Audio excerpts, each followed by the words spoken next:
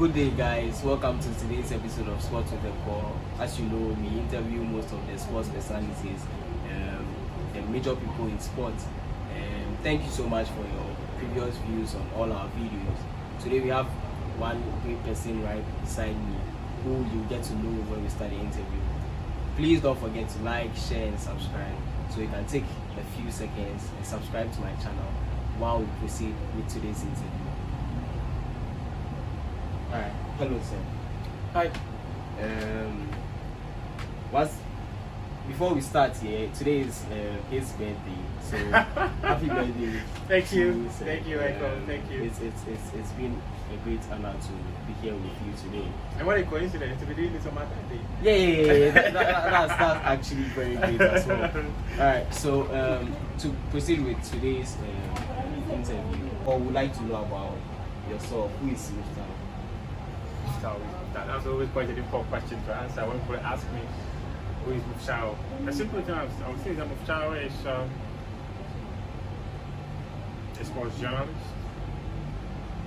a student of many facets of life, because life we learn every day. So from the humble beginnings of Drew in the Northeast region, started school by sitting on the floor, writing on the floor for your teachers to mark, and finally I'm here as Muftawu. Wow, I read in your Twitter bio where you said you started from experienced hunger, so these are real life stories. So actually, I don't know how I'm going to say this, but the thing is that so I was born in a family, an extended family, let me put it that way. So I'm the 14th child of my father. We're about 23 of us. I'm the 14th child of my father. So yeah, what it meant is that he got married to 3 wives. So what it meant is that every woman had a responsibility of taking care of her kids. So it was quite difficult. My dad was an incredible father. Despite the number of wives he had, the number of children that he had, he was still able to put stuff on the table for everyone. Because I personally witnessed it. I personally went into our food store to pick food stuff for the wives. So he would share it. He would share first wife, second wife, third wife. So he would ask them and pick so that they would prepare food for the children and all that. I do recall that when my mother left the village and came down to Accra, this was somewhere 1997, if my memory serves me right. I had to go and stay with my grandmother. But in fact, my grandmother groomed myself and my other siblings. So yeah, we endured hardship. We in fact, I remember in fact 2 nights. I've gone 2 nights, 3 nights without food before. I remember walking 34 kilometers from one village to the next to go to school.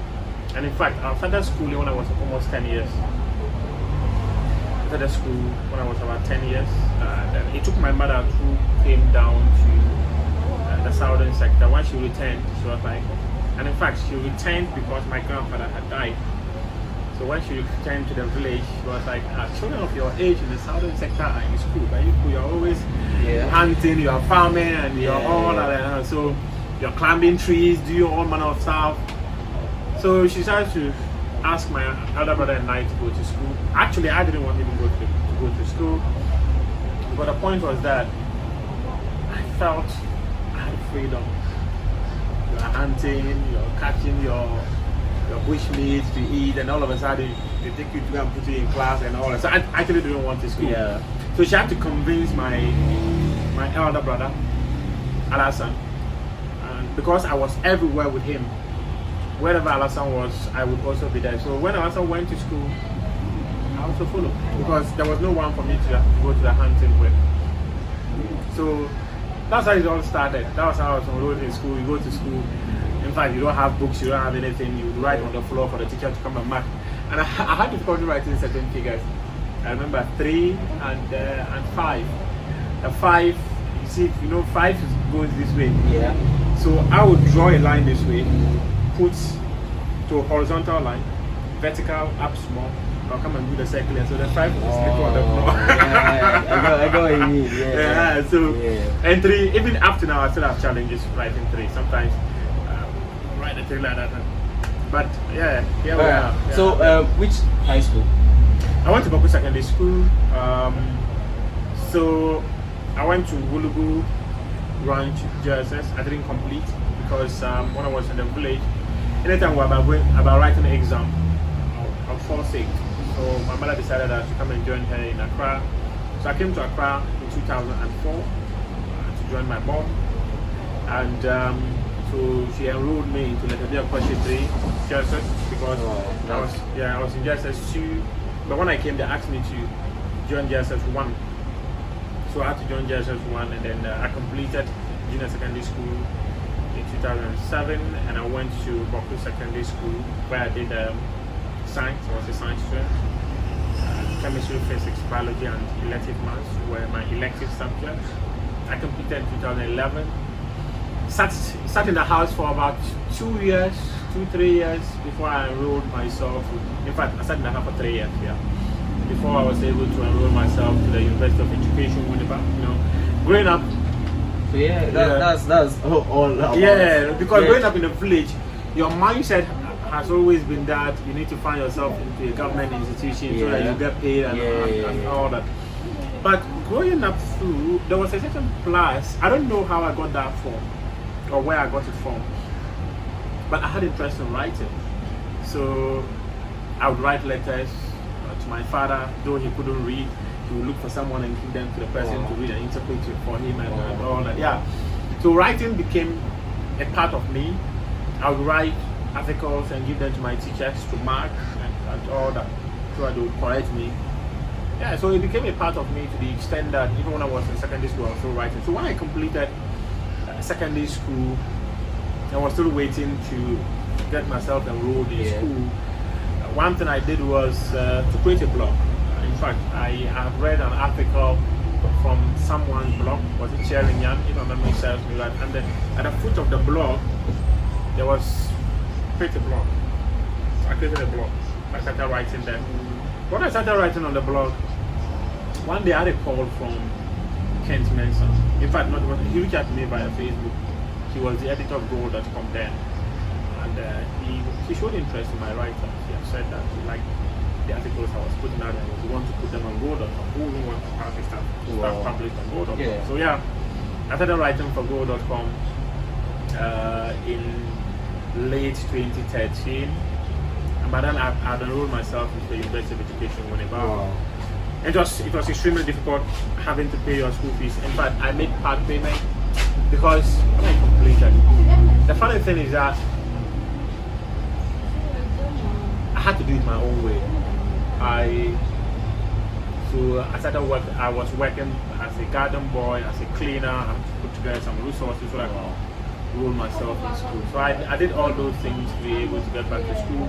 So when Kent Mensah, in fact, I wrote for Go.com for like a year for free because Kent said they didn't have a budget to be able to pay me and all that. But the plus of writing for Go.com was that All Sports, which is now called. I'm not sure many people know that initially it was called All Sports. They came to the table. Prophet Ekotobuafo. It was a Sunday evening around 9 p.m. when he called me and said I should come to his office the next day. I went to his office the next day. We spoke. He said he wanted me to write for his website. So All Sports. I started writing for All Sports. That's how it was. I was making money from All Sports, making money from my garden job, putting them together to be able to pay my fees and all that. Then I had some friends who were at choice of them. Samuel Fosohene, was Festus Saki, and because we're friends and I also had interest in sports, football to be precise, because football was the thing I really liked the most. I joined them, always discussing sports. So it just came through like that. One day I was just seated there. I remember June 2015. I was there when the news editor of Vice at One called me on the phone and said that, and asked me if I would like to work for Vice. Wow, what a moment! And I think I'm always looking for an opportunity to say thank you to the gentleman who recommended me to Vice. He's called Hussein Hassan. Hussein Hassan. In fact, I never knew he was the one who did it because he never told me. It was when I came to the multimedia group that was when I realized that he actually recommended me to Vice. He never told me he was the one who did it. And yeah, that was it. Muftawu found himself in the sporting space. Got opportunity to write for ESPN, got opportunity to do some works for FIFA, got opportunity to write for the Bleacher Standard in UK. But yeah, Muftawu is international. I don't know if I'm international, but I'm hoping to, thinking that over the years I've been able to contribute and learn within the space at the same time. Not a trained journalist, but he's been able to find himself in the middle of journalists and he's able to tell his stories without breaching any ethics of journalism. And it's really been a plus for me. I think that, and many people will tell you that you don't actually have to be a trained journalist to be able to fit into the system of journalism. You just need to know the rules and regulations of what the practice is all about. Don't go overboard. You can be very critical, and that is what many people will say of me. Yeah, that's my key traits about you. You can be extremely critical without going overboard. I'm not sure I've ever, in one way or the other, used foul language on people in authority, and I'm not sure I've ever told a story that turns out to be a lie. I try as much as I can to be 99.9% certain of the content that I have before I go public. And yeah, so it's been a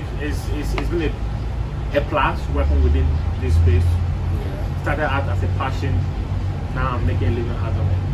Alright, which football club do you support? International and both local? Okay, so it's quite funny. Like I mentioned, I was really passionate about football. That's what got me into this field. The other thing is that you might have heard of Roland Walker. Yeah. TV3. TV3. Yeah, so he moved from TV3 to multimedia now. He's going back to TV3. Yeah. During his days at TV3, when I was really young, growing up, watching him on television was a platform. In fact, I nicknamed myself Roland Walker. Yeah, I nicknamed myself Roland Walker because I really liked him. And so I got immense in the game. I had a very deep soft spot for Chelsea. And Jose Mourinho. Daniels and Chelsea. And Jose Mourinho. Yeah. So right now as we speak, wherever Jose Mourinho goes to, I'm a fan. Wow. So I'm not one who is actually so addicted to a particular club that I really support. But from say 2004 2012, I really loved Chelsea. I always wanted Chelsea to win. But if Chelsea was coming up against an AC Milan, I really liked AC Milan then. The funny thing is that maybe I'm someone who likes teams that wins. I liked the AC Milan that had Pello, Gilardino, Filippo Inzaghi, Clarence Seedorf, Nesta, Maldini, Dida, Gattuso. I really liked that very team. Then I liked Barcelona because of Ronaldinho. And he even came to AC Milan. And in fact, I've always said, if there was a player I saw play that I feel is the greatest, it's Ronaldinho. Because this was a man who brought a different set of skill to the game of football. And I really liked Zidane too. So I liked AC Milan, I liked Barcelona, I liked Real Madrid. Then when Jose went to Inter Milan, I liked Inter Milan. So I'm that quote unquote a shower kind of football. But I had when you go to England, I actually had a deep spot for Chelsea. Maybe because of Michael Essien. Then in 2012, all of a sudden, my interest in the game of football disappeared in the thin air. I really don't know how. I began to get extremely close to local football. Yeah. So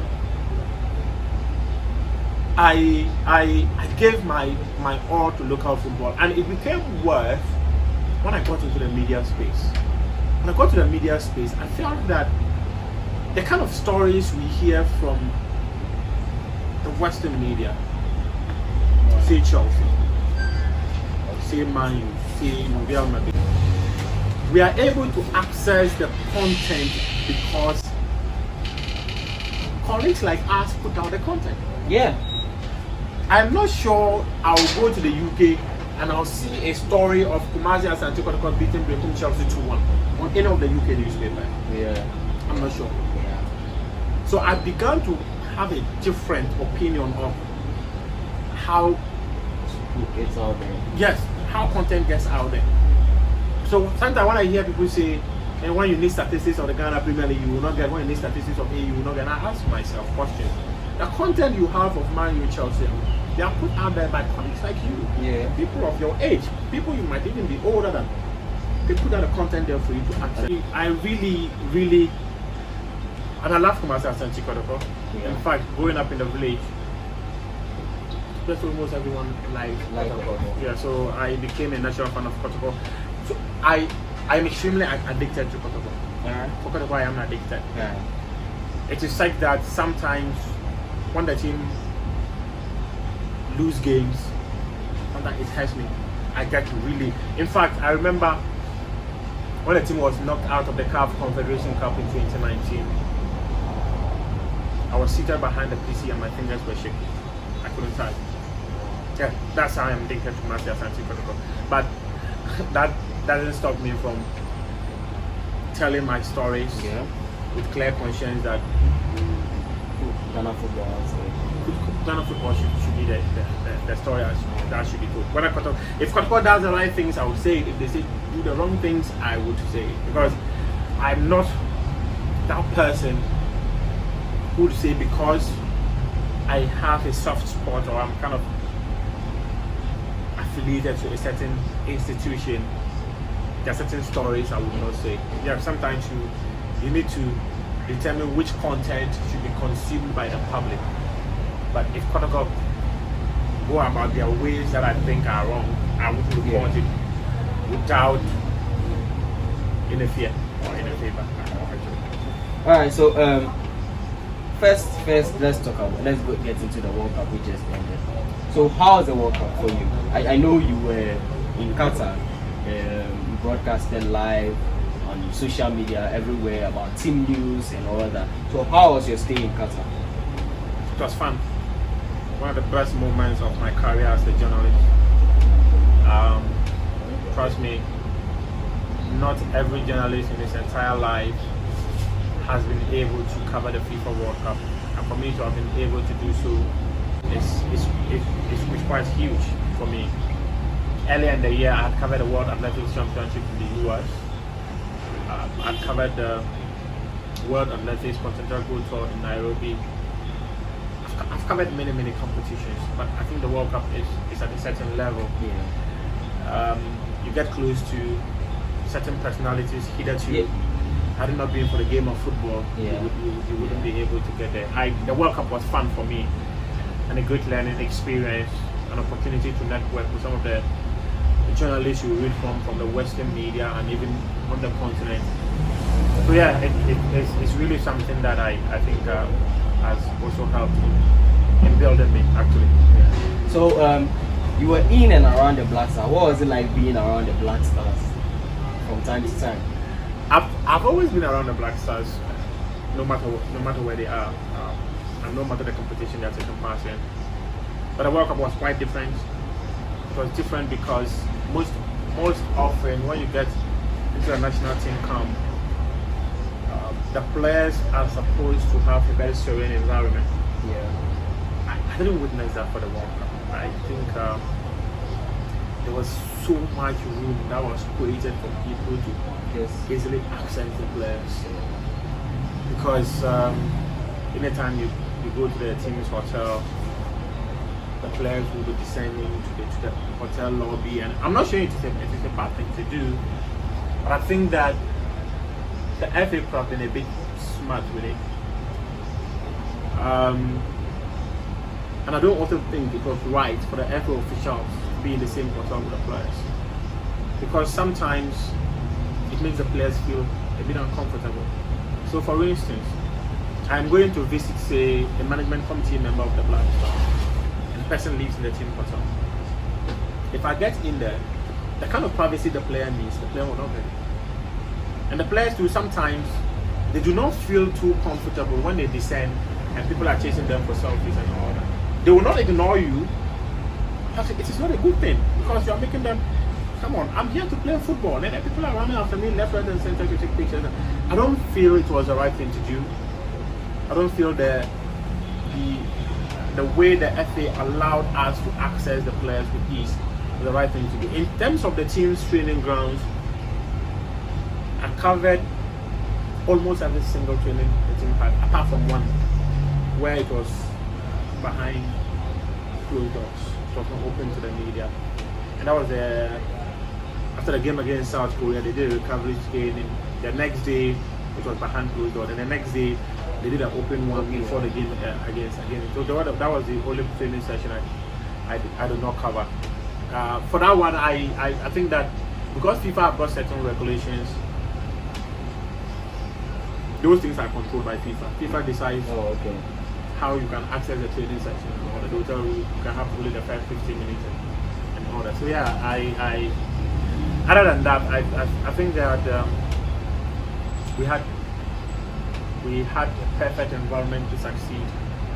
Apart from the fact that it was made too easy for people to access the team, which could in a way make the players feel uncomfortable. They might not voice it out, but there were players that you would even want to take a selfie to, and the body language of the player tells you that he's not comfortable with that selfie. But if he doesn't, people will say he should. And I don't think that's the good thing. You don't need to put them in such awkward position. Alright, so we're talking about the outside part of the Blackstars.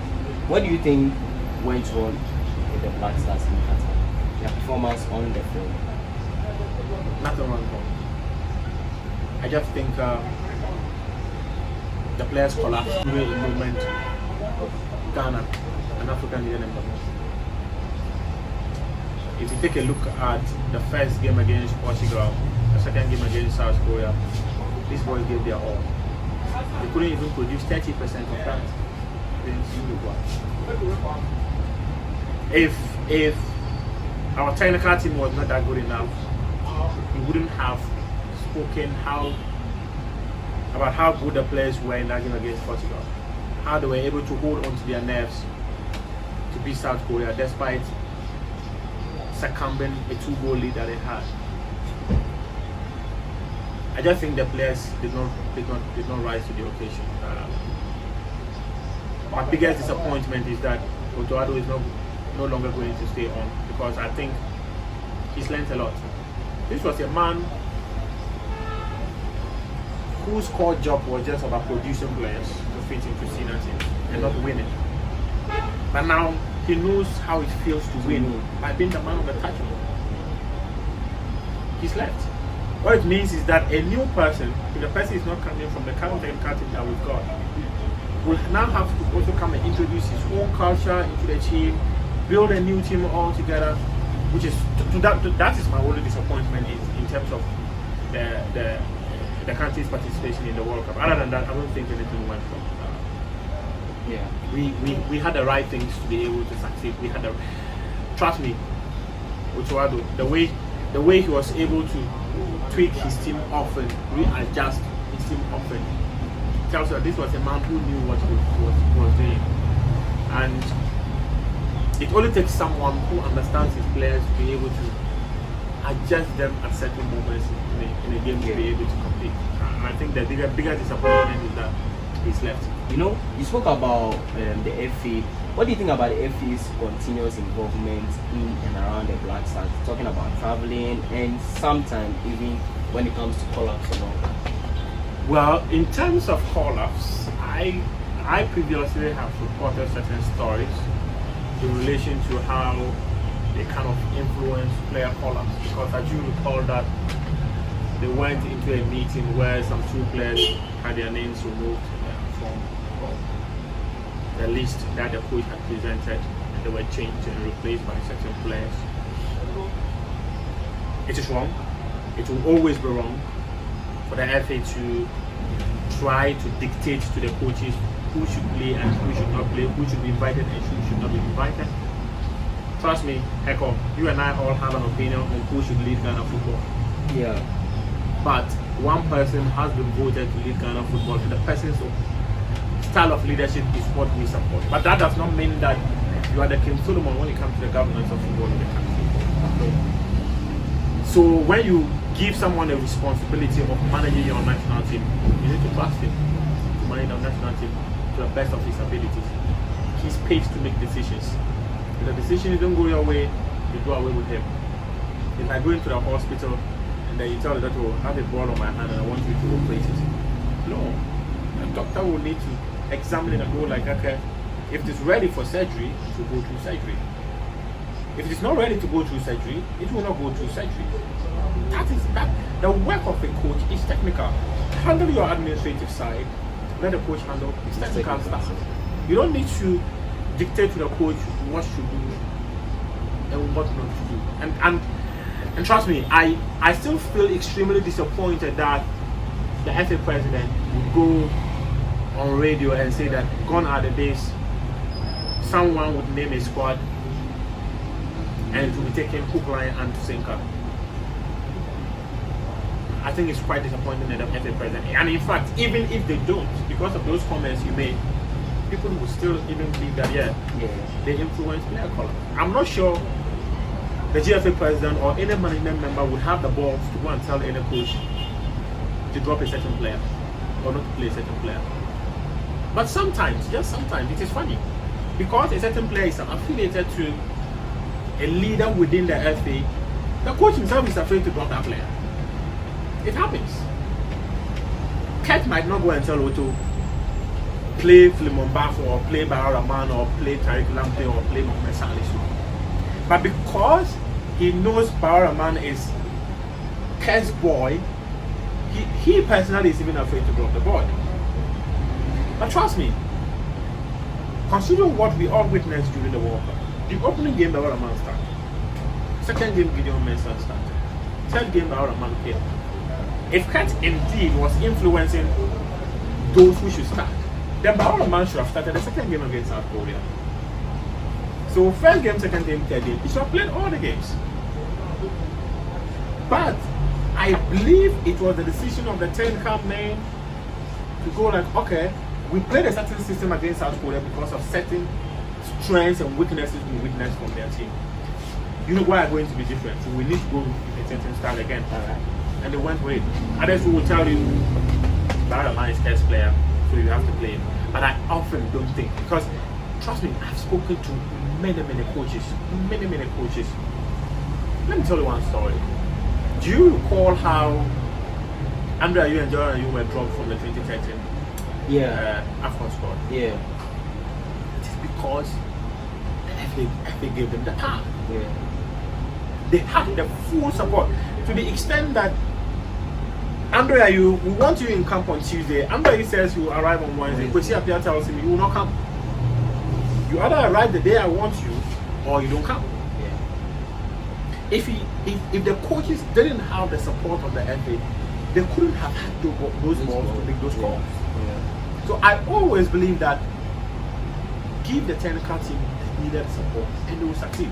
If we are all here questioning Otto, questioning Kurt, questioning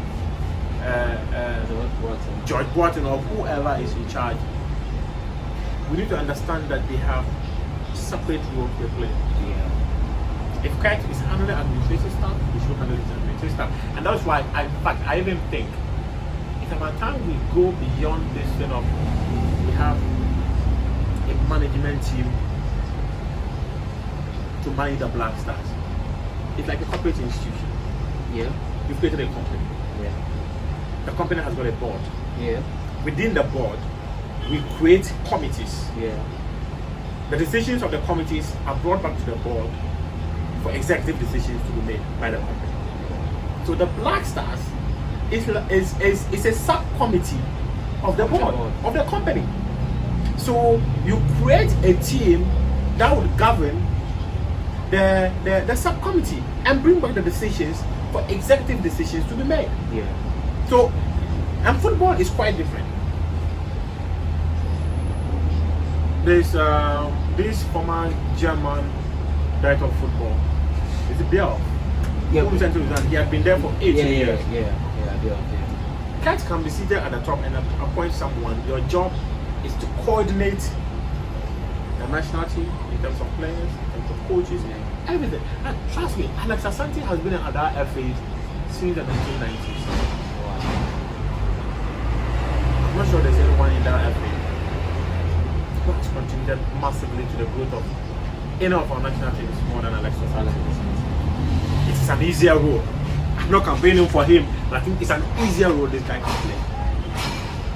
Make him the director of football, or you can appoint someone you think has a deeper understanding of the game of football. And do away with this management team where you trade jobs for the boys and go and be sharing money. What do they go to sleep? What do they go to do? Go and sleep and come and watch football. They do absolutely nothing. Alright, so what do you think about the FA's performance overall since the beginning? Quite disappointing. How do you rate it? Very embarrassing. If I'm going to rate it holistically, that's going to be quite difficult to do because the FA has got certain faces. In terms of their marketing strategies, I've been at about 70% because they've been able to sell a lot. They've been able to sell a lot. The sponsors for the Blackstars even before. The sponsor. Now the Blackstars usually is a brand on its own. Yeah. When they qualify for competitions, trust me, the money will come. Right. But how they've been able to sell the Ghana Premier League, I think it's a plus for them. Considering the fact that this was a game that was brought to its lowest ebb in 2018, and in fact, the perception surrounding the game of football in the country is still not completely erased for 4 years. Yeah. It's really, really difficult for any leader of football in the country to be able to revive the competition and catch even money in it. In that area, I think they tried.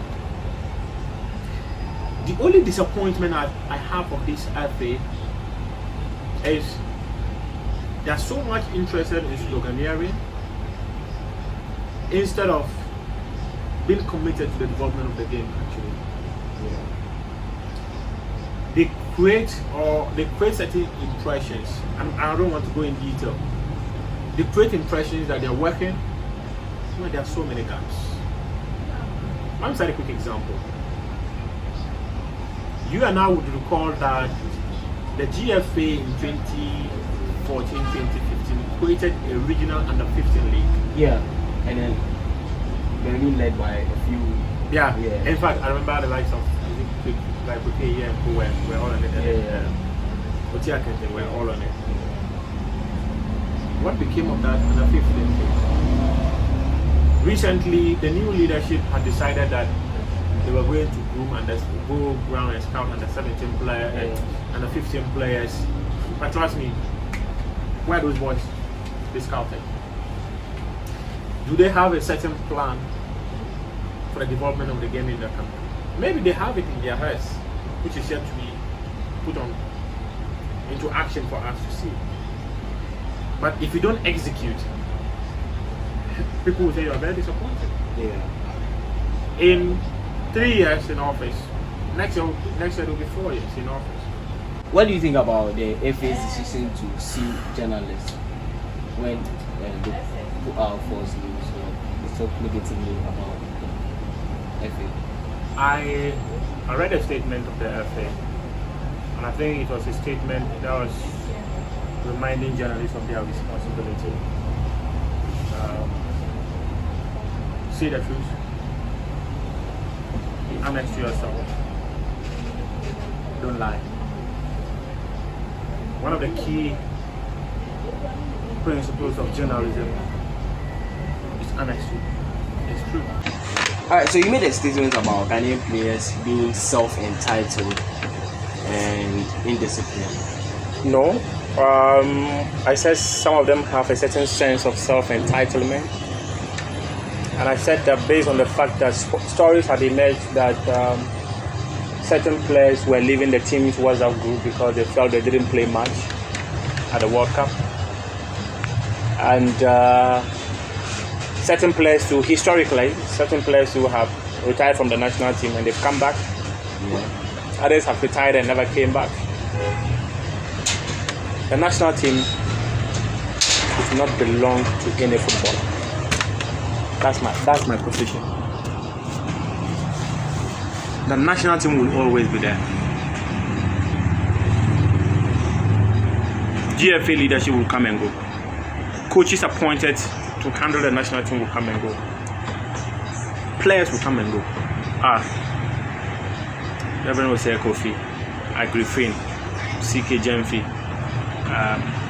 Jones Atukwefio, Abedi Pele, Odate Lamte, Tony Bafo, Tony Yeboah, CK Akuno, Stephen Appiah, Laia Kingston. Where are they? They are gone.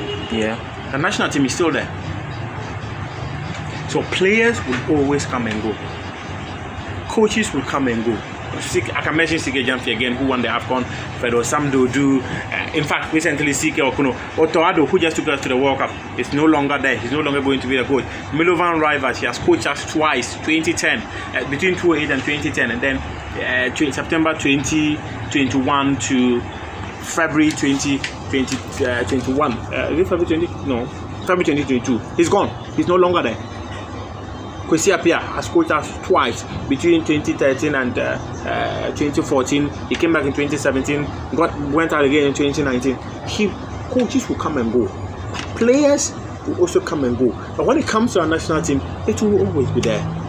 You cannot hold the national team to ransom. Echo, are you disappointed that you didn't play much at the national team? Very disappointed. That's your anger to the coach. That's your disappointment to the coach. But don't say you are going to retire because a certain coach did not play you much or you were not called much. In the next 2-3 months, the coach can lose his job. Yeah. And next coach comes and decides to call you. Yeah. If you decide to retire or show indiscipline in camp, it affects you. Yeah. That coach will say that, oh, they say you have a history of indiscipline, so I will not even bother calling you. Yeah. It happens. Yeah. So if you are disappointed, that's your anger at individuals and not the national team. The national team does not belong to any player. Yes, we appreciate that the players come together to make the national team what it is. But don't forget, when you come together, the taxpayer pays you per diem, buys you the best of air tickets, sometimes business, for people to fly and go and play. Business first class tickets. The taxpayer pays you per diem to run 90 minutes. The money you will take, the only thing that taxpayer gets is joy. When you win, joy. If you lose, disappointment for the taxpayer. But guess what? When you win, you get joy, you get money. So who should be more interested in the success of the team? It should be you, the player. Yes, you have a responsibility to grow your own career by doing well so that when you play a national team, it adds value to you and all that. I understand. It's normal to be disappointed. But please, don't direct your anger at the national team. Direct your anger at people who are mandated to lead the national team. And for the national team, if you leave today, someone will come and play. Even at club level, if you leave, someone will go and play. At club level, the only difference is that you have a contract. If the contract is breached, you still get your money. But the national team, if you leave today, the per diem that was given to you at the World Cup will go to a different person. The penalty you got to go to a different person. And trust me, those monies, they go a long way to help the players. No one should be deceived that The players make their money at club level. They took what? A whopping $100,000 Appearance fee. Some of them have never set their eyes on that kind of money. I mean, you can talk about the local boys. Some of them have never set their eyes on that kind of money. And you'll be disappointed that you didn't play. Hey, really? Sit down, get up and go home and take your money. You say you don't want. You come and hold us ransom. You didn't even play. And you didn't even play. You want to come and hold us ransom. For real? Alright. Good luck. Alright. So, who do you think should be our next coach? I'm not sure I was expecting a question like this to come up. But if what I know has not changed, I think Chris Hughton might get it. Someone can sleep and wake up and change his mind. It happens. The FA leadership will sleep and wake up and change their mind. I know they've had a couple of discussions with the Ministry of Youth and Sports on who the next Blackstars coach should be. Chris Hughton, he didn't just become a technical advisor out of the blue. He became a technical advisor because a certain transition they wanted. Yeah. And in fact, he became more of the voice surrounding Otto Addo, in as much as Otto Addo was a man for the job of his own. Yeah. Took decisions on his own. Though he always took inputs from everyone who was around the team. And this I can tell you with all certainty that Otto Addo was that kind of a person who was open. He was really open.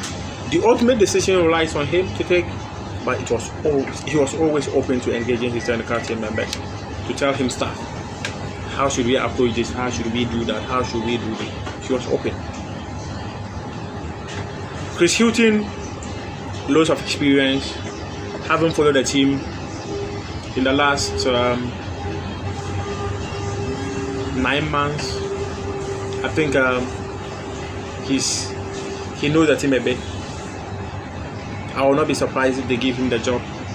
I will not be surprised if they give the job to George Boateng, because he's also been there. But to hold the FA by their own words, we don't want to try my quite. Those were the words GFA President Ketekreko used on September 24 when Milovan Rival was hired to replace CK Akono. People said it was a subtle jab at CK because CK was a Matra coach. But if you are to hold them by their very own words, they will go for someone who is tried and tested to lead the team, and not another Matra like we saw in Otto Addo. So George Boateng, he has managed the U23 of Aston Villa. He will not be too much Matra, but he's still Matra, because if you put him and Chris Hughton on a scale, Chris Hughton will always have the edge. So Chris Hughton gets the job for me, provided he wants it. So let's dive into the local scene. No, before we dive into the local scene, let's talk about which 3 Blackstars players do you think are the most promising to you from watching them, the Blackstars train, watching them at club side and everything? Which 3 would you say are the most promising? Kudus, Kamaldeen, Osman Bukai. Usman makes the list. A boy. You know, he just needs the right gourmet. Yeah, and he's gone. He has this resilience. He's such a great player. He's very good. Kudus, fast. Kudus is an animal of a different kind. Kamaldeen, quite a beast. Osman, a silent assassin. That's how I describe them. Alright. So I think from you, coming from me, I think a lot of Ghanaians will expect much from these players. Well, there have been many players who were really, really promising. Yeah. And they never achieved goal. We saw Andrino of Brazil. We saw Robinho. If in fact even in Ghana. May his soul rest in peace. This boy who was with House of Hope. What's his name? Forgotten his name like that. But we've seen many young talents in Ghana who really did not groom. Baba Mahama, Techiman City. That boy was supposed to be a brilliant kid. What happened to him? We can't tell. Kwame Boahen, formula of Mediama SC, a brilliant kid. Whatever happened to him? No idea. So I really do not think that people should put loads of pressure on these boys. They should just allow natural course or they should allow nature to take its course. So we'll see what they can do, but I think they are very promising. Alright, so let's dive into the local scene. The local Blackstars are actually preparing for their Chan competition. What do you think about their preparations? Have you been to their training center? Have you watched a few things? Yeah, I've watched a few things, but they've only been content that my colleagues have gone there to bring. I've personally not gone to their training ground to watch them. In fact, they will be in Egypt to train, continuing preparation for the Chan tournament. If their qualification series is not a fluke, they have a very good team to compete. I don't want to be too hopeful because what we have witnessed from other national teams doesn't give us any kind of confidence, especially me. They've got a very good crop of players, very good. Afri Bania, Glassen Awako, Kennedy Adam,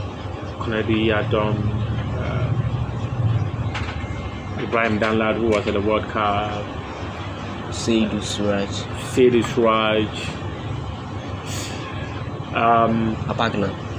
Abakna Sandan. That team is very good.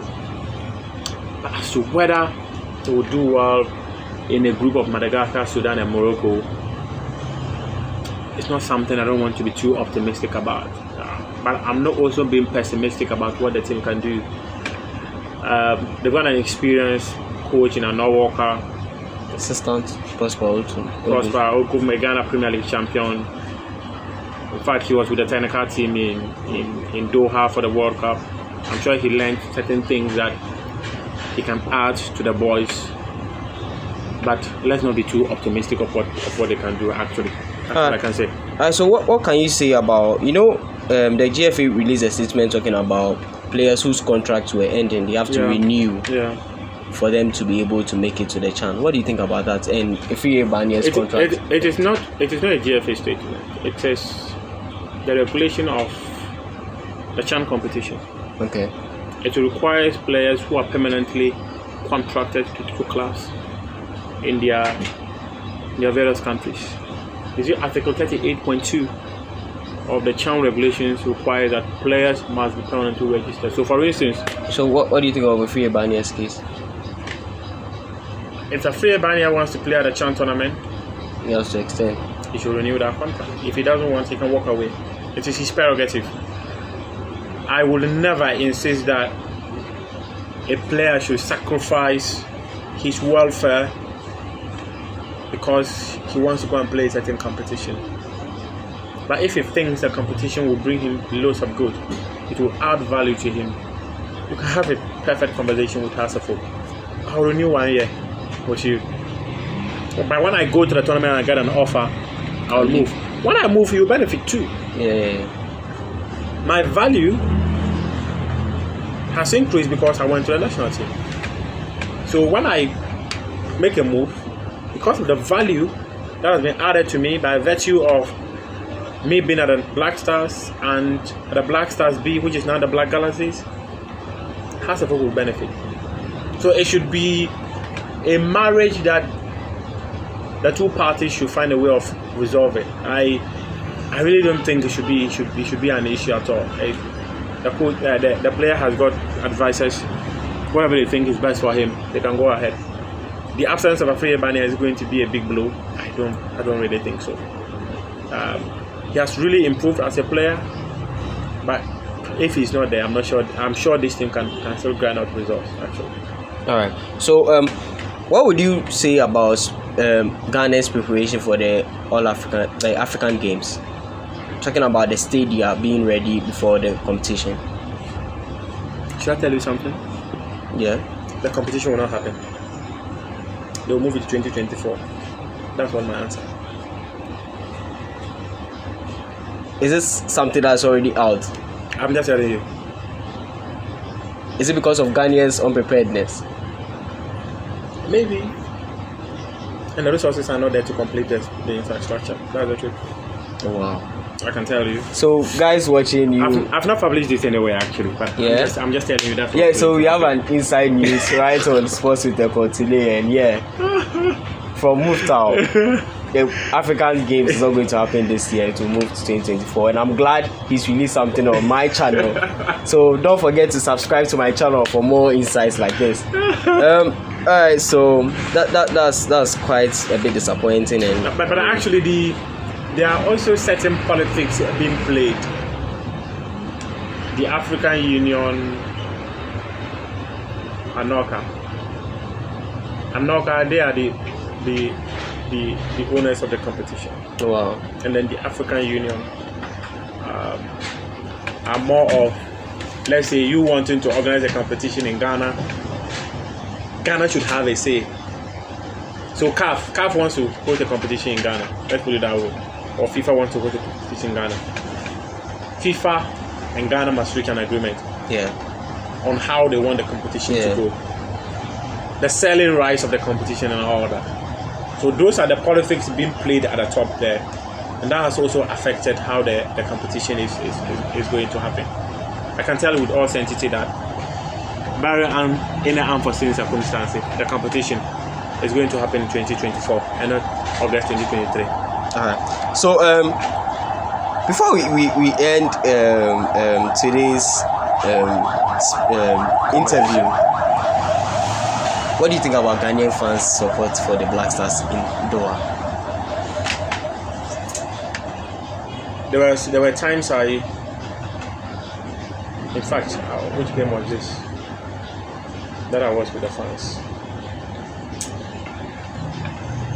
I think just sometimes, we are fixated with wins. And when the team is down, we can't get them up. It's an attitude of every Ghanaian that must change. We are more interested in the wins, not looking at how we can help others to win. When the team was down against Portugal, anytime the team conceded a goal, the energy level of the supporters dropped. You see their bosses, the supporters chief trying to cheer them out. Let's shoot the Jamal, let's beat the drums, let's go. Still, I never saw how impactful it was. Support for national teams is good, but support the team even if it is down. That is the only way they can come back. If you're waiting for them to score and you jubilate, then you might as well not just stay in your house without those score and you jubilate. Yeah. Because you are inside the stadium to provide them support regardless of a certain atmosphere, a certain energy to go all out. But if you are there and they score, it is normal that when they score within the first 30 seconds, 1 minute, you take a back seat, your energy level drop. But you need to take it up again. Pull up, cheer up. Come on, boys. I remember when Osman Bukhari scored the second goal against Portugal and he went to jubilate. They were screaming at him, go and pick the ball. Supporters were screaming, go and pick the ball. Because we still had like a few minutes that we could get an equalizer to make the game 3-3. And he was jubilating. They were shouting at him, go and pick the ball. That is a plus. But if they score and you're seated, you will not cheer up about the team. Yeah. Sit in your house and support the team. Alright. So to cap it all off, this is the first time I'm doing this on my channel, and I'm asking you, what's your all-time best Blackstars 11? All-time Blackstars 11. Let me have Richard Quincy in post. Frank Amankwa at right back. John Pencil. No, that's it. Frank Amankwa at right back. Yeah, I'll play Frank Amankwa at right back. I'll play John Mensah and Oseko for at the heart. I'll play Azikasari at left back. I'll play Michael Essien in the middle, and I'll pair him with Anthony Yeboah, with Anthony Bafo. That's Anthony Bafo? Anthony Anna. No, whatever formation. In fact, I'm just putting players inside. So I'll do Michael Essien and Anthony Anna in the midfield. I'll have a place for Stephen Appiah. I'll have a place for Kojo Asamoah. Wow. And I'll have a place for Asamoah Gyan to lead the attack. That's the players I have seen. I've watched them play for the national team. If I've seen them play for the national team. Wow. Alright, so the current crop of players, I'm not sure. If anyone will fit in, Andrew Ayew of 2009, 2010 would fit in, but not Andrew Ayew of today. Wow. And maybe Mohamed Kudus. Yeah. But for the 11, Olele, Amankwa, John Mensah, Osei Frank Asari, Michael Essien, Anthony Anna, Kojo Asamoah, Stephen Appiah, Asamoah Gyan. That's 10. Yeah. Oh, then let me just add Mohamed Kudus. Wow. Alright, so thank you guys for watching today's video. As you can see, we had the best of conversation, and hopefully you can get more content. Don't forget to like, share and subscribe. Hopefully you can get a lot of surprises coming up. So thank you guys for watching today's interview, and thanks for being on Sports with the Call. I'm grateful. I'm grateful too. Yeah. And happy birthday to you once again. Thank you. Guys, kindly wish him at the comment section, and thank you so much. Great conversation. Thank you for having me. I'm grateful.